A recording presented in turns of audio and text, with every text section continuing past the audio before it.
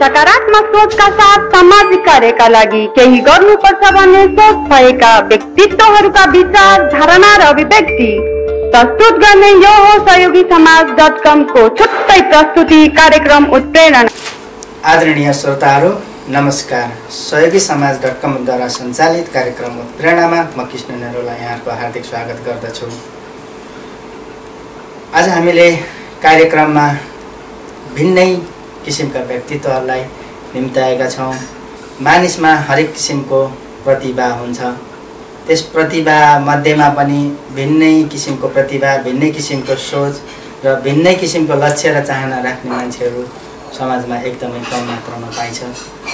यस्तै सोच चाहना राख्ने ठुलो उद्देश्य बोकेका व्यक्तित्वहरू आज इजरायलमा आउनुभएको छ। उहाँहरू हामीसित हुनुहुन्छ।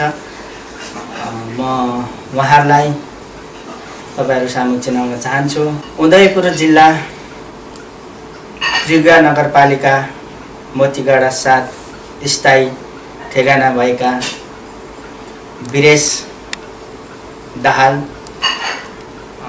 उहाँ 2062 सालदेखि विधिवत रूपमा उल्टो साइकल यात्रीको रूपमा विश्वलाई नेपाल चिनाउन, नेपालको कला संस्कृतिलाई चिनाउन, भाइचारा र भातृत्वको सन्देश बोकेर विश्व भ्रमणमा निस्किनु भएको छ। हालसम्म वीरेश दाहालले 17वटा राष्ट्रको भ्रमण गरेर आज इजरायलमा पाइला टेक्नु भएको छ। यो उहाँको 18औं देश हो। त्यस्तै साइकल यात्राकै क्रममा नेपालकै दोस्रो विश्व साइकल यात्री अनेककोट गाविस वार्ड नम्बर 5 स्थायी घर भई नेपाललाई विश्व सामु चिनाउने उद्देश्य बोक्नु भएका अर्का साइकल यात्री जनार्दन खनाल हालसम्म 35वटा भन्दा बढी देश घुमेर आज उहाँ पनि इजरायल आइपुग्नु भएको छ। कार्यक्रम सुरु गर्नुभन्दा पहिले नेपाली राजदूतावास इजरायलका महामहिम राजदूत प्रहलाद प्रसाईज्यूबाट विश्व साइकल यात्री वीरेश दाहाल र जनार्दन खनालका बारेमा बोलेका 2 शब्द यहाँहरु समक्ष राख्न चाहन्छु। वीरेश दाहालजीको विशेषता के भने उहाँ साइकल उल्टोबाट चलाउनुहुन्छ। अब जनार्दन खनालजी उल्टोबाट चलाउनुहुन्छ अनि उहाँ 2 जना भएर त्यो साइकल चलाउँदै एकजनाले बाटो देखाउने जस्तो अर्कोले चलाउने गरेर जानुहुन्छ। उहाँको राम्रो जोडी छ र उहाँहरू चाहिँ यसपालि हाम्रो नेपाली झन्डाहरूलाई लिएर नेपालीको पहिचान, नेपालको प्रचार गर्ने उद्देश्य र खास गरेर नेपाल पर्यटनको पनि प्रवर्धन गर्ने उद्देश्य लिएर उहाँहरू यसरी जाँदै हुनुहुन्छ। वीरेश दाहालजीलाई नेपाल पर्यटन बोर्डले पनि नेपाल पर्यटन प्रवर्धन गर्नको लागि एउटा मतलब सिफारिस गरेको छ। उपयुक्त एउटा व्यक्तिको रूपमा चयन पनि गरेको छ। उहाँहरूलाई चाहिँ यस उहाँहरूको राम्रो काममा हामी सबैले यथाशक्ति केही सहयोग गर्न सक्यौँ भने अवश्य पनि त्यो राम्रो कुरा हो। उहाँहरूलाई हाम्रो नेपालको प्रचार प्रसार गराउन यस्तै कार्यक्रम हरेक ठाउँमा गएर देखाउनलाई पनि प्रोत्साहन हुन्छ। र अर्को कुरो एउटा उहाँ यहाँदेखि सायद त्यस पछाडि उहाँहरू इजिप्ट जानुहुन्छ क्यार अनि त्यसपछि अफ्रिकन कन्ट्रीहरूमा जानुहुन्छ। उहाँहरूलाई हामीले पनि यथाशक्ति सहयोग गरौँ। यसै गरी इजरायलको तेल अभिभ स्थित कार्यक्रममा उल्टा साइकल यात्री वीरेश दाहालद्वारा इजरायलमा कार्यरत सम्पूर्ण नेपालीहरू लगायत सम्पूर्ण सङ्घ संस्थाहरू प्रति गर्नुभएको अपिलको एक टुक्रा यहाँहरु समक्ष राख्न चाहन्छु। म तपाईहरु माझमा एउटा सानो रिक्वेस्ट गर्न चाहन्छु। नेपालीको छोरा हो, हिम्मत छ, आँट छ, जोश जागर छ, सुल्टो होइन उल्टो कुराएको छु। विश्वमा नेपालको नाम गिनिज बुक अफ वर्ल्ड रेकर्डमा लेखेर छोड्छु ताकि पुष्कर शाहले 150 देश घुमे, म 151 देश घुम्छु। मेरो हिम्मत जोश जागर मान्छे जन्मिएर मर्छ, जन्मिएर मर्नु पैसा कमाउनु ठुलो कुरा होइन, नाक कमाउनु ठुलो कुरा हो। म तपाईहरु माझमा एउटा सानो अनुरोध गर्छु। हामी अफ्रिका जाँदैछौँ। यहाँबाट अफ्रिका जाने क्रममा हामीले त्यहाँ नेपाली त कमै मात्रामा भेटौँला, कुनै देशमा भेटौँला। पनि योभन्दा अगाडि भियतनाम, लाओस, कम्बोडियातिर हामीले केही न्यून भेटेका थियौँ। त्यताको यात्रामा कम्बोडियामा 3 दिनसम्म एउटा चाउचाउ खाएर पनि बसेँ। त्यतिखेर आफ्नो ठाउँमा छ पीडा। यो पीडासँगै मेरो देशको झन्डा म झुक्न दिने छैन। मेरो देशको झन्डा सधैँ उच्च राख्छु अनि 151 देशमा मेरो देशको झन्डा नचाउँछु। र यहाँ जति पनि हुनुहुन्छ हाम्रो नेपाली दाइ दिदीहरू सबैले माया गरेर हामीलाई एक छाक दुई छाक खाना खाने जति सक्नुहुन्छ अफ्रिकाको लागि सहयोग गरिदिनु होला। आउनुहोस् उहाँलाई स्वागत गरौँ कार्यक्रममा। नमस्कार वीरेशजी। नमस्कार जनार्दनजी। यहाँहरूलाई स्वागत छ हाम्रो कार्यक्रममा। धन्यवाद। यहाँहरू इजरायलमा आइपुग्नु भएको छ। कहिले इजरायल प्रवेश गर्नुभयो? हामी अस्ति 17 तारिकको 12 बजे भनौँ न, राति 12 बजे यहाँ आइपुग्यौँ। म पहिलो प्रश्न वीरेश दाहाललाई गर्छु। यहाँले विधिवत रूपमा 2062 सालदेखि साइकल यात्रा, त्यो पनि उल्टो, मान्छेलाई सुल्टै साइकल कुदाउन पनि हमे पर्छ। यहाँले कसरी सपना देख्नुभयो म उल्टो साइकल कुदाउँछु, त्यो पनि विश्वमा नै घुम्छु अनि नेपाललाई चिनाउँछु भन्ने? मैले उल्टो साइकल चाहिँ 2057 सालमा चलाउन थालेको। मलाई के लाग्थ्यो भने मान्छेले केही नयाँ काम गर्नुपर्छ, आफू जन्मिसकेपछि अरूभन्दा पृथक बन्नु छ भने पृथक काम गर्नुपर्छ। मैले सोचेँ मान्छेले सबैले, म सोचिरहेको थिएँ सबैले सुल्टै चलाएको देख्थेँ अनि यसरी पछाडि फर्केर चाहिँ चलाउन सकिन्छ सकिँदैन, के हुन्छ पछाडि फर्केर चलाउँदा भने। अनि मलाई सोच आयो। त्यतिखेर एउटा लेडिज साइकल थियो जुन मेरो आँखा अगाडि थियो अनि त्यही साइकल चाहिँ मैले यसो हेरेँ, म अभ्यास गर्नु पर्यो जस्तो लाग्यो। यो 56 सालको कुरो हो। अनि त्यतिखेर जब मैले अभ्यास गरेँ, पहिले एक पाइडिल मैले हाँक्न सफल भएँ अनि फेरि ट्राई गरेँ। फेरि गर्दा दोस्रोचोटि 2 पाइडल अगाडि बढाउन सकेँ। अनि के लाग्नु थाल्यो भन्दा म अलिकति हाँक्न सक्छु कि भन्ने मलाई आयो। तर म 57 सालसम्म मैले केही अभ्यास गरेँ बिचबिचमा। त्यतिखेरसम्म मैले हाँकिरहेको थिएँ अनि मलाई एउटा उत्सुकता आयो। म त ओहो यसलाई माध्यम बनाउनु पर्यो, म त मिडियामा पो आउनु पर्यो जस्तो लाग्यो। एउटा सपना जस्तो, एउटा सपना। अब सबैले नाम कमाएको देख्दाखेरि होइन आफूलाई पनि नाम कमाऊ जस्तो लाग्यो। अनि मैले चिनेको 1-2 जना पत्रकार दाइ हुनुहुन्थ्यो। उहाँहरूलाई दाइ म उल्टो साइकल चलाउँछु, मेरो चाहिँ मिडियामा प्रचार गरिदिनु पर्यो तपाईँहरूले। म यो यसरी चाहिँ गाईघाटदेखि जलदलेबाट गाईघाट चाहिँ यात्रा गर्नु पर्यो दाइ भने मैले। भनिसकेपछि हुन्छ नि, तिमी शनिबारको दिन चाहिँ हामी हेर्छौँ, शनिबारको दिन देखाऊ है त भन्नुभयो।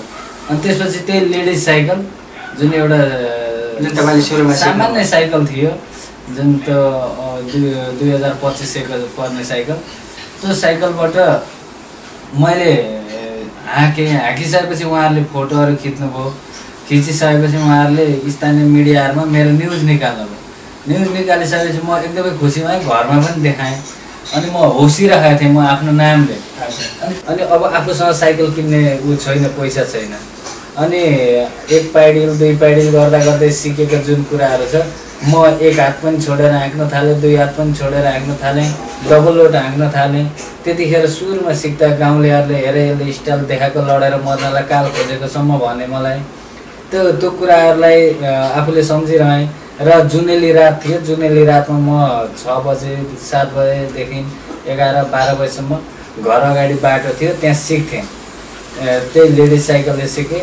पछि साइकल किन्नको लागि धेरै संस्था धाएँ। त्यतिखेर पनि प्रोत्साहन पाइने कतैबाट र आफूले यही बाटो नै रोज्छु भनेर अनि लागि परेको। अनि यहाँले त्यो विश्व नै यात्रा गर्छु उल्टो यात्रा साइकलबाट भनेर चाहिँ प्रेरणा कहाँबाट पाउनुभयो कि एक्कासी यस्तै कसरी? होइन, म विश्व नै यात्रा गर्छु भन्ने चाहिँ मसँग त्यतिखेरसम्म थिएन हिम्मत। जब म गाईघाट जल्दले गरेको थिएँ त्यतिखेर मलाई गाईघाट जल्दले जब पुरा गरेँ त्यसपछि मलाई हिम्मत आएको भनेको म यता चाहिँ गाईघाट विराटनगर गर्छु यात्रा भन्ने मलाई त्यतिसम्म हिम्मत आयो।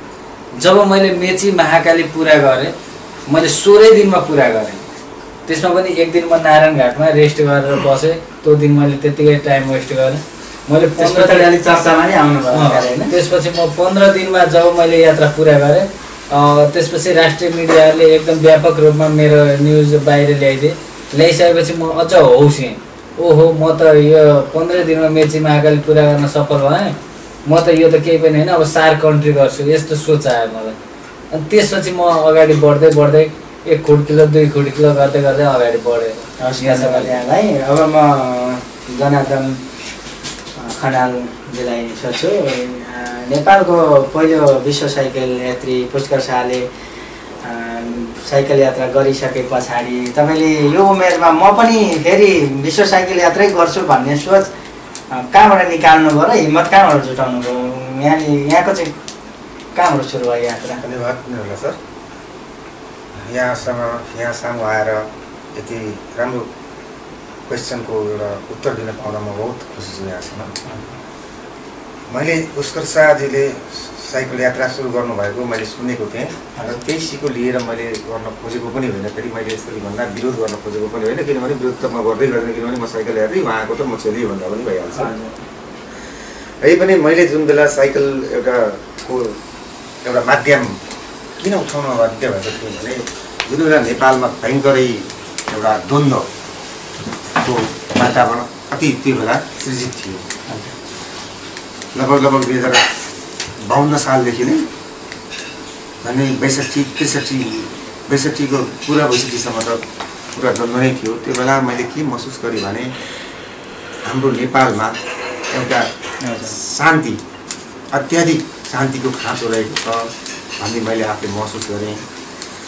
अनि मैले एउटा यो साइकल यात्रा गर्नुभन्दा पूर्व एउटा कुरा कि दिगो शान्ति, विश्व मानव भाइचारा र नेपाली पहिचान भन्ने एउटा उद्देश्य राखेर एउटा शान्तिको कामना, हुन त मैले भन्दिनँ शान्ति आउने पनि पक्कै पनि थिएन, रै पनि एउटा शान्तिको कामना बोकेर नेपाल र नेपालीलाई विश्व सामु चिनाउनको लागि मैले एउटा साइकलको एउटा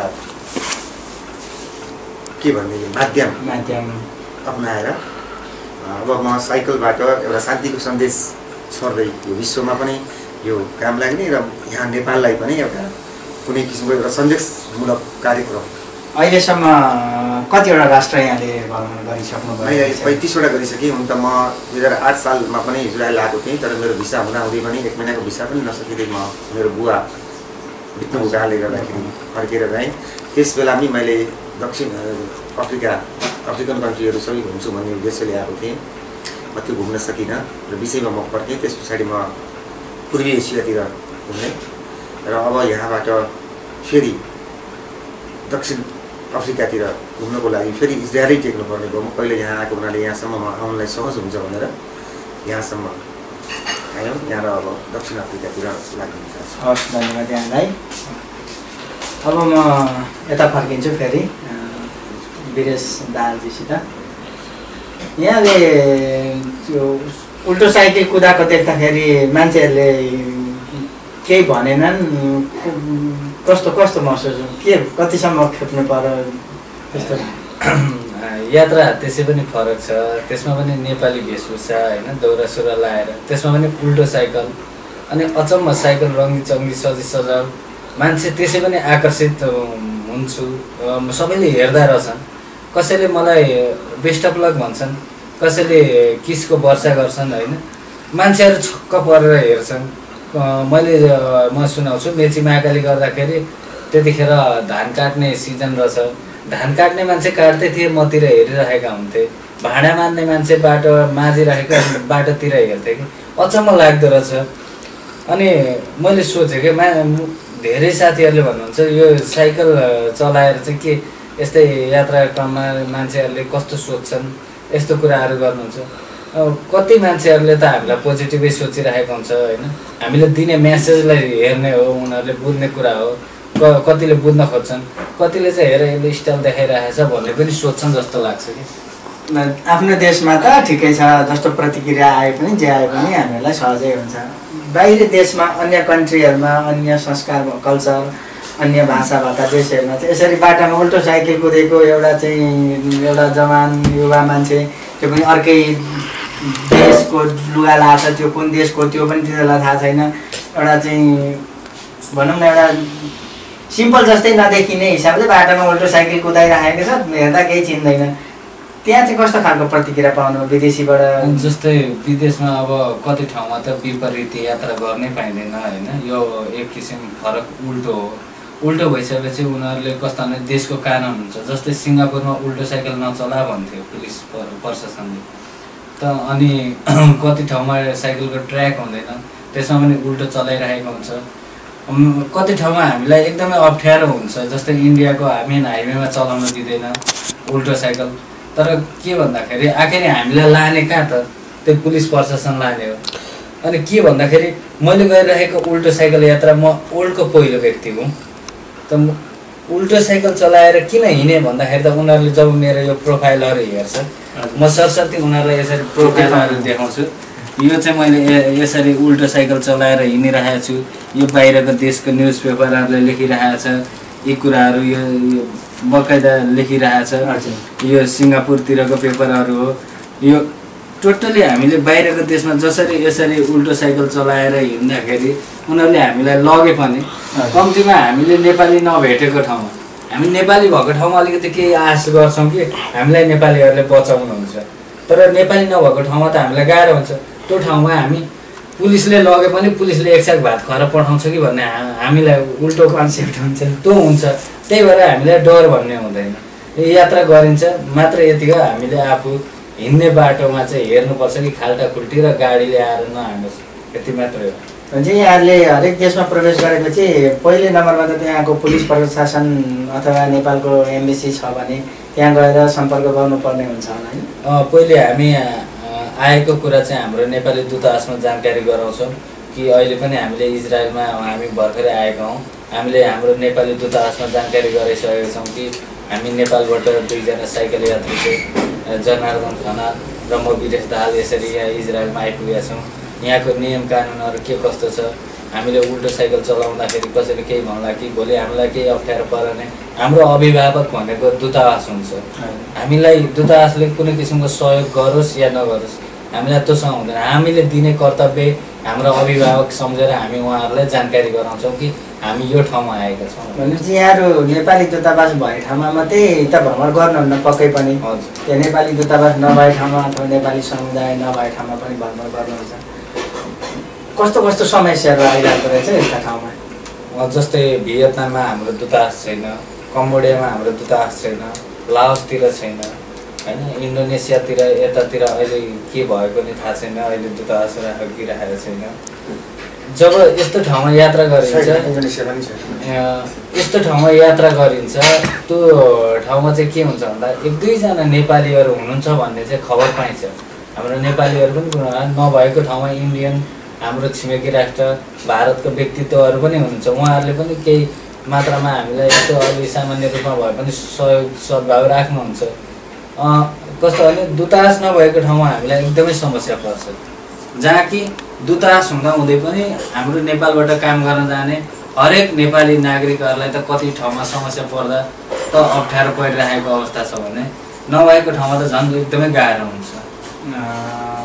जनार्दनजी उहाँभन्दा तपाईँले अझै बढी नै देशहरू घुमिसक्नु भएको छ, 35वटा देश घुमिसक्नु हो। यस्तै खालको समस्याहरू पर्छ अथवा विभिन्न खालका पीडाहरू आइलाग्छन् बाटामा, के हो तपाईँको अनुभवमा? हो सर, भाइले भनेको एकदम ठिक हो।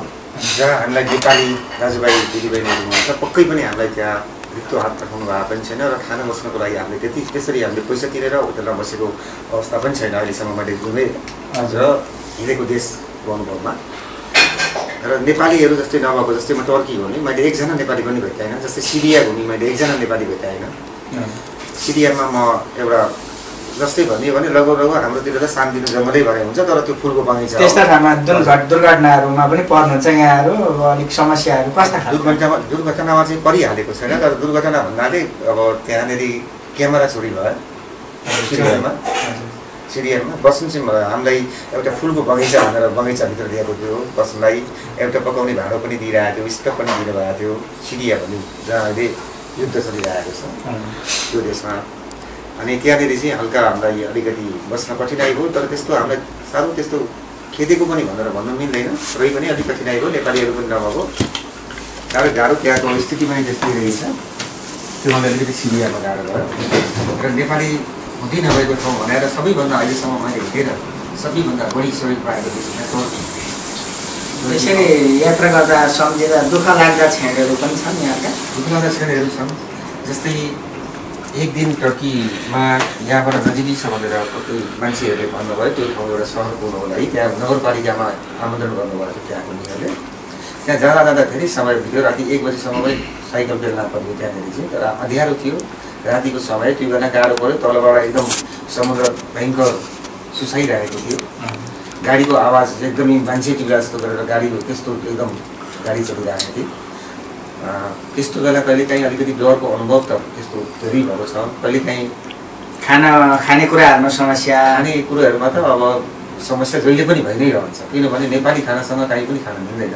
भोकै बस्नुपर्ने अवस्थाहरू पनि आउँछन्। भन्नाले पानी मात्रै खाएर पनि बसिया दिनहरू पनि छ र ड्राई फ्रुट भन्नाले बिस्कुट, एउटा पुरिया बिस्कुटले 2 दिनसम्म बाँचेको अनुभवहरू पनि मिलेका छौँ। समाजभित्र पीडादायक जीवन भोगिरहेका असहायहरूको खोज हाम्रो आधार। ती असहायहरूलाई सहयोग जुटाउने हाम्रो प्रयास यो हो सहयोगी समाज.com। वीरेशजी, यहाँको यात्रा अहिले उहाँसित सहयात्रामै सबै यात्रा भइरहेका छन् कि सिङ्गल यात्रा पनि गर्नुभएको छ? मेरो छुट्टै यात्रा पनि भएको छ। हामी चाहिँ एक दिनको कुरा हो, हामी परराष्ट्र मन्त्रालयबाट हामीले चिठी बनाउनुपर्छ, यसरी यात्रा गर्दैछौँ, हामी यसरी गर्न लागिरहेका छौँ भन्ने कुराहरू चिठी बनाउने क्रममा दाइसँग भेट भएको थियो।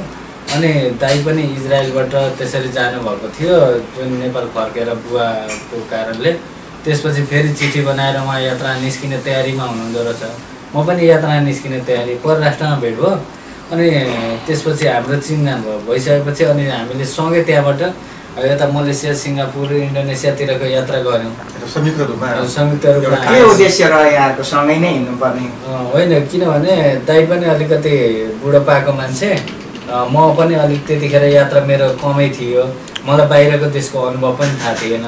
अनि दाइलाई मैले सोधेँ कि दाइ यात्रा बाहिरको यात्रा गर्दा कस्ता कस्ता कठिनाइहरू आउँछन्। म एक दिन पुष्करजीसँग सल्लाह सुझाव लिन पुगेको थिएँ। पुष्करजीले त्यतिखेर मलाई टाइमै दिनु भएन कि यो बाहिरको बारेमा त्यति राम्रोसँग उहाँले बताउनु भएन, किन थाहा भएन। जब म पुष्करजीले मलाई सल्लाह नदिएपछि यात्राको बारेमा बुझ्न अब कसलाई भेट्ने मलाई थाहा थिएन। अब पछिल्लो समय थाहा पाएँ कि नेपालबाट 2-4 जना अरू साइकल यात्री पनि निस्किएका छन् भन्ने कुराहरू।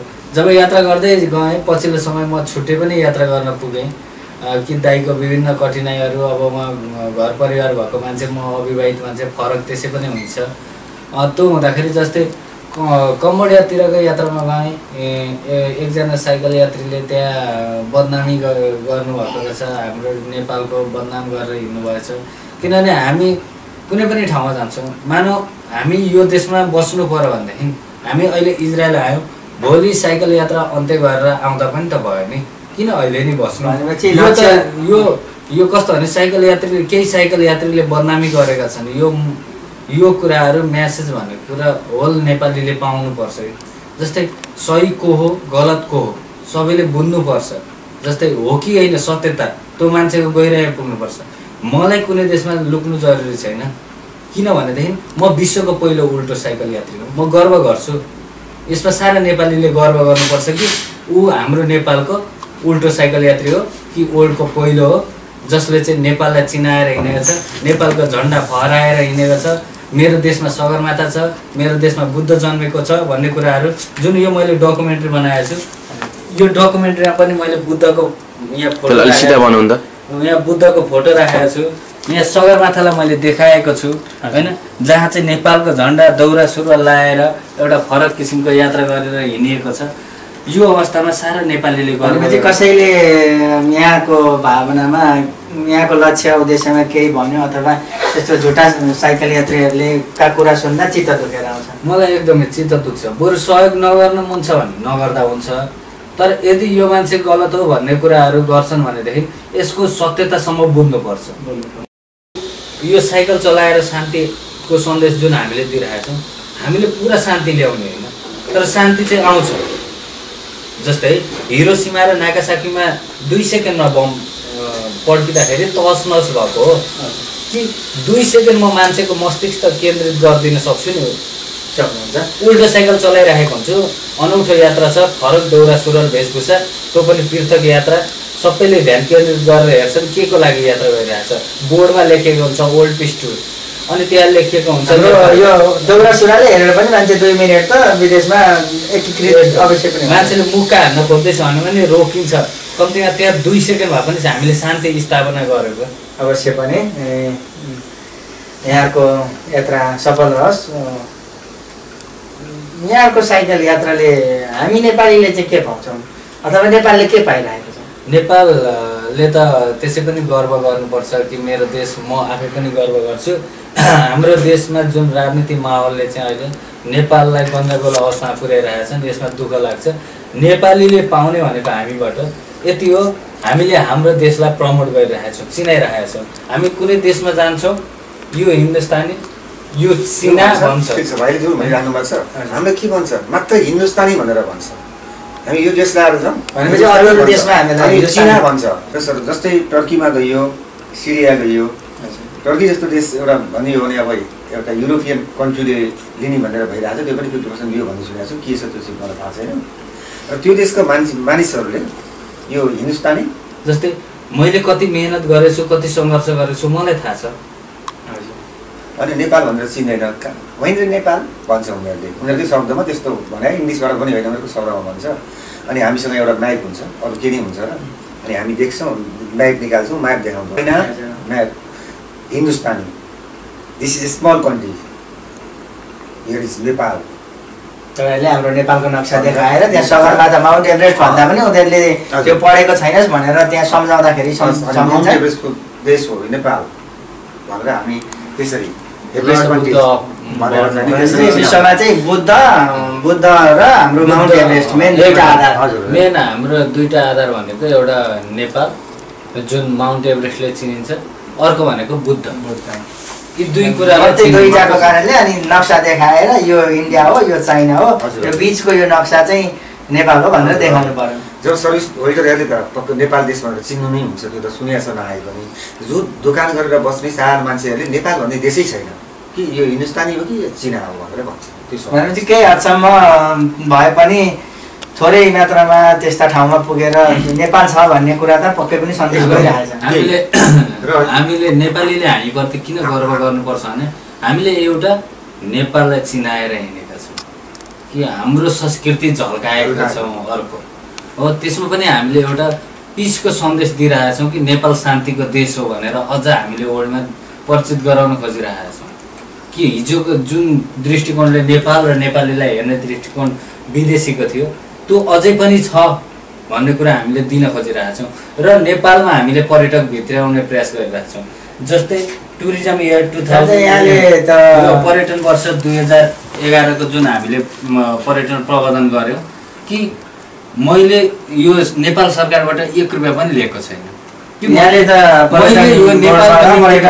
वर्ष चाहिँ भ्रमणको लागि यता गल्फ कन्ट्रीतिर पनि जानुभयो भन्ने कुरा आएको थियो। हजुर हजुर, त्यता गयो, सबैतिर विदेशीहरूलाई नेपाली टोपी लाएर उनीहरूलाई नेपाल जाउँ, नेपाल सौन्दर्यको देश हो, जहाँ बुद्ध जन्मेका हुन्, जहाँ सगरमाथा छ, यी कुराहरू हामीले मेसेज दिँदै हिँडिरहेका छौँ।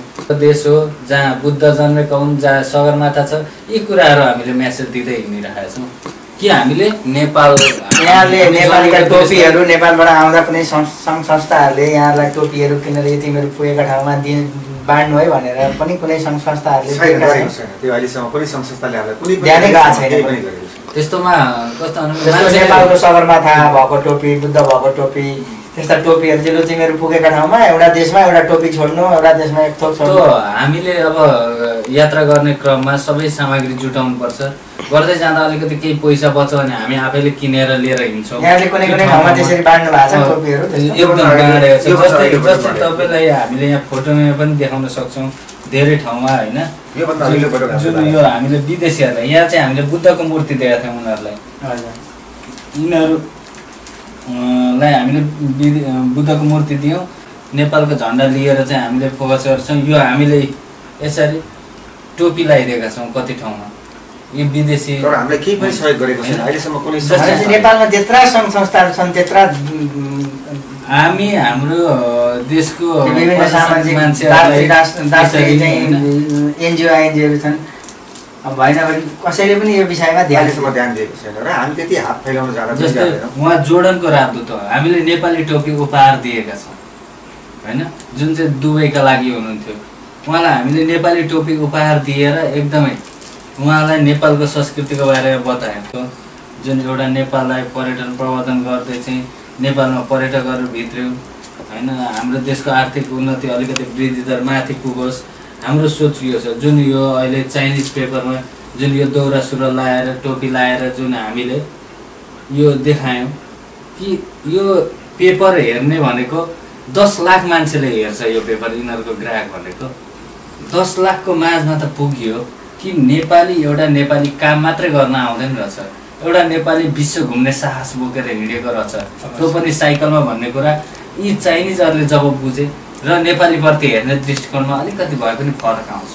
जे पक्कै पनि सन्देश गएको छ यहाँले उल्टो साइकल यात्रा गरेर पहिलो विश्व साइकल यात्री हो भनेर भनिरहनु छ यहाँ अब गिनिज बुकमा पनि नाम लेखाउने सोच बनाउनु भएको छ कि के छ अहिले कस्तो छ भने म गिनिज बुकमा मेरो स्वत रेकर्ड हो यो अहिलेसम्मको इतिहास हेर्ने भने म गिनिज बुकमा चाहिँ अहिले गएको छुइनँ किन नगएको भन्दाखेरि मसँग आर्थिक मजबुत छैन कि भोलि अर्को देशले हामी जस्तो खेलाडीले केही गर्छ भने उल्टो साइकल चलाउनु ठुलो कुरा होइन मान्छेले केही समय अभ्यास गर्यो भने 1-2 वर्ष अभ्यास गर्यो भने मजाले सक्छ उसले राम्रोसँगले चलाउन सक्छ र उसलाई त्यो देशको सरकारले पूर्ण लगानी गर्छ कि म ओल्ड घुम्छु भनौँ भने तर हाम्रो देशको सरकारले हामीलाई त लगानी गर्दैन कि म भोलि 30 वटा राष्ट्र पुगौँला अर्को देशको मान्छेले 50 वटा देश गर्छ उसले कि मैले आर्थिक मजबुत बनाउँदै मैले त सबै कुरा मेन्टेनेन्स गरेर अगाडि बढ्नुपर्ने हुन्छ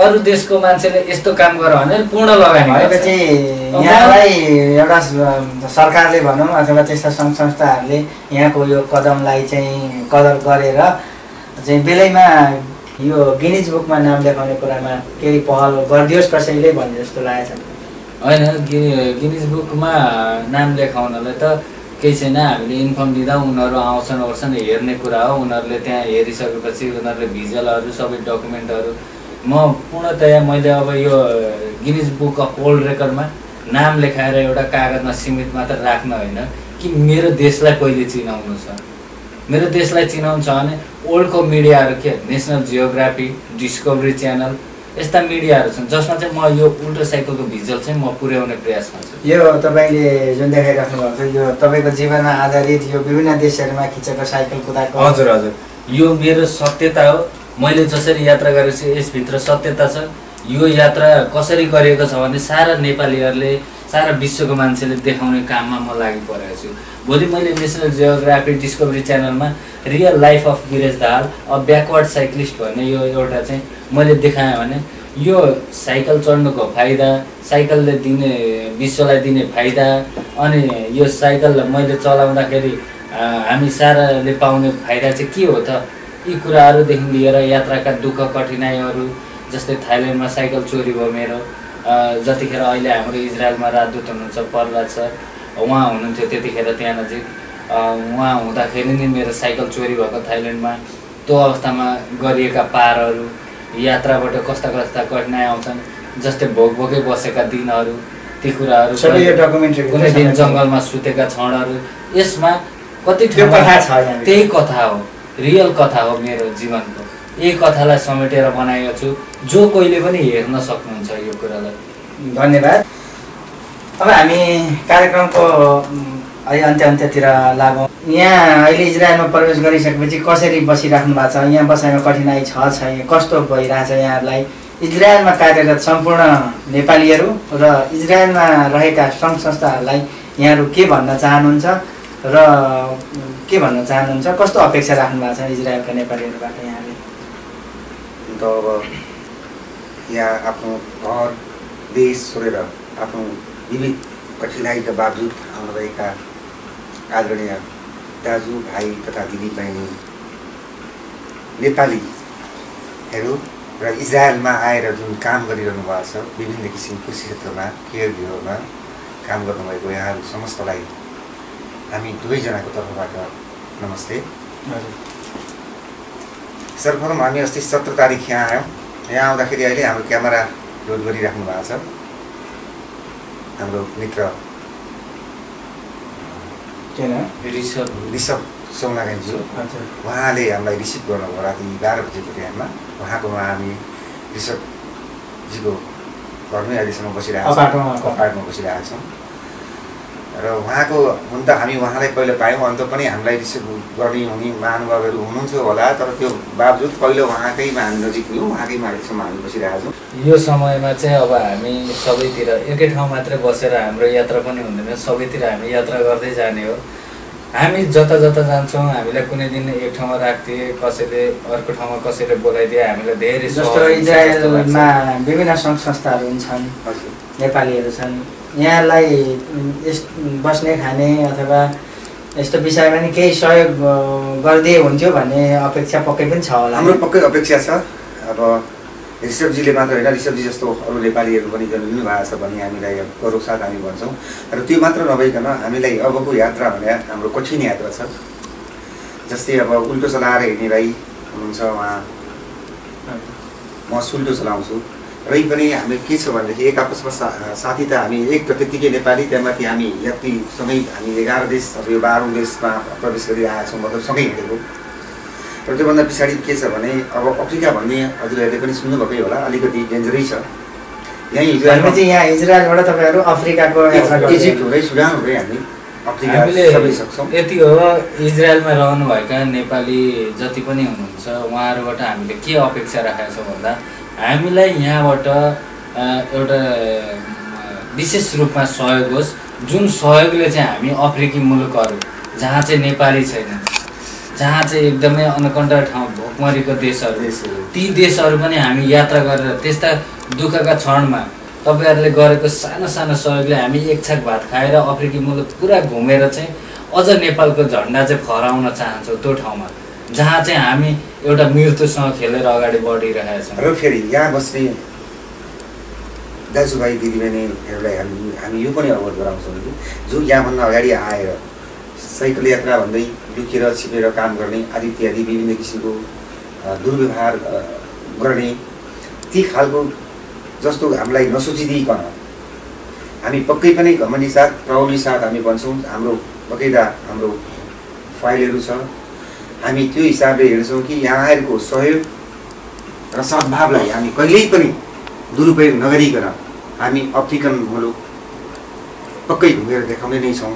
यहाँहरूले न्युजहरूमा बारम्बार हेर्न हुने नै सक्ने हुनेछ। अहिले यहाँहरूमा जुन व्यक्तित्वहरूलाई निम्त्याए, जुन सहयोगको अपेक्षा यहाँहरूले हामी इजरायलमा रहेका नेपालीहरू मार्फत राख्नु भएको छ, यदि यहाँहरू जो कोही सङ्घ संस्था अथवा सम्पूर्णका इजरायलमा विभिन्न पेसा अथवा विभिन्न उसमा कार्यरत नेपालीहरू उहाँहरू दुईजनाले गरेको यो देशको गौरवको, देशलाई चिनाउने एउटा जुन राष्ट्रलाई चिनाउने कामको लागि यहाँको सानो सहयोग गर्न चाहनुहुन्छ भने एडभान्स मनी ट्रान्सफरमा त्यहाँ गएर श्रीकृष्ण गेवालीजीलाई भेटेर यहाँले आफ्नो सहयोग रकम दिन सक्नुहुन्छ भने उहाँहरूलाई प्रत्यक्ष फोन गरेर उहाँहरूसित प्रत्यक्ष भेटेर उहाँहरूको दुःख पीडा बुझेर पनि यहाँहरूले उहाँहरूलाई प्रत्यक्ष आफ्नो सहयोग गर्न सक्नुहुन्छ।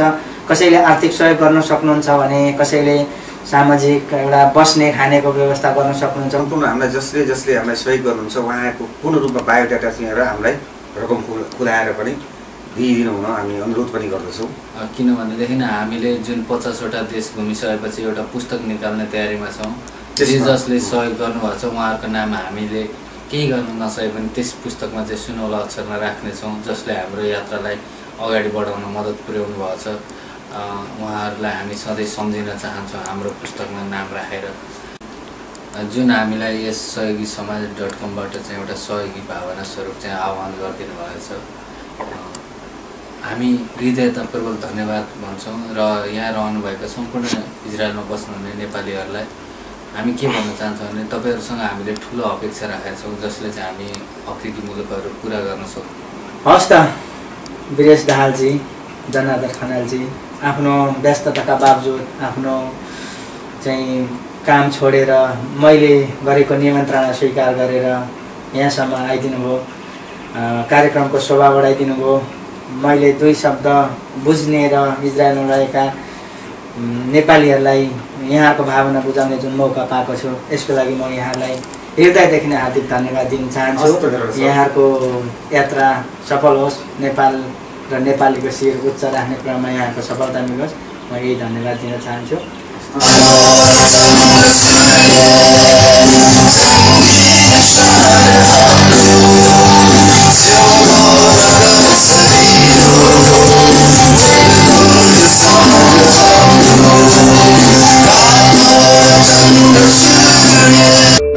यहाँहरूका आफ्ना मनका भावना, लेख, रचना, सूचना र मनोरञ्जनका गतिविधिहरू छन् भने हामीलाई सम्पर्क गर्नुहोस्। सम्पर्क info@sayogisamaj.com। कार्यक्रम हेर्न र आफ्ना विचार, धारणा र अभिव्यक्तिहरू प्रस्तुत गर्न लगइन गर्नुहोस् sayogisamaj.com। कार्यक्रम उत्प्रेरणा यहाँहरूलाई कस्तो लाग्यो? सल्लाह, सुझाव र प्रतिक्रिया दिन नभुल्नुहोला।